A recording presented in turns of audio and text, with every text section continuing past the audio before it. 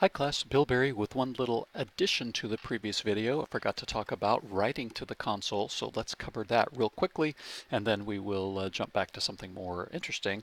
But let's run to slide 4 real quick. All right, so we talked about the developer console, turning it on. We practiced making an error to see what happens, etc.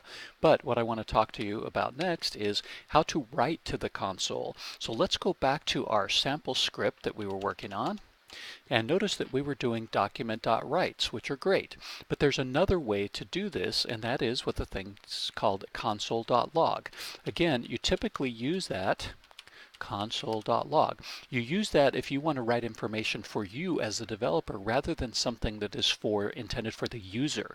So if you're just trying to kind of debug and kind of see what's going on, or you just want to write some little sample information that's not really meant for the user to see in the end, use console.log instead. So I'm going to type console.log and I'm going to replace all my document.writes. All right, so I'll do that real quick. Of course, I could do a replace to do that more quickly, but that'll work. Now, one thing to note about the console is the console doesn't speak HTML. So it's a different kind of thing. So one thing we'd have to do is we've got to get rid of this break tag because it's not going to understand. If we write that to the console, it's just going to write angle bracket br space slash close angle bracket to the console, which is not very helpful. So the console just speaks text. It doesn't speak HTML, so get rid of that.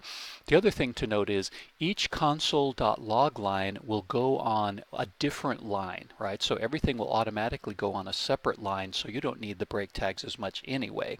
So I'm going to save that, and then I'll go back to the slide so you can see that, but it's exactly what's there.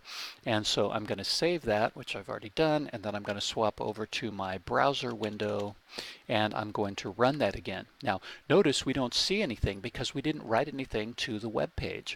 But instead, if we bring up the console, I'm going to bring it up with F12, and then notice it's automatically here already. But if I rerun that, you'll see that it'll pop out again.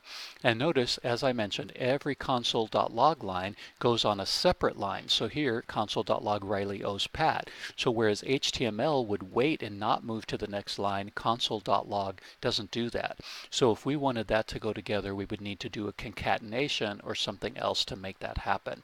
So, but you see the output on the console. Again, it's useful to be able to see that stuff sometimes just for your own purposes. So that's a second good use for the console. So that's all I wanted to do in this video, is just tell you how to do that in case it's useful in the future. And now we'll move on to what we were planning to do before. Thanks for watching.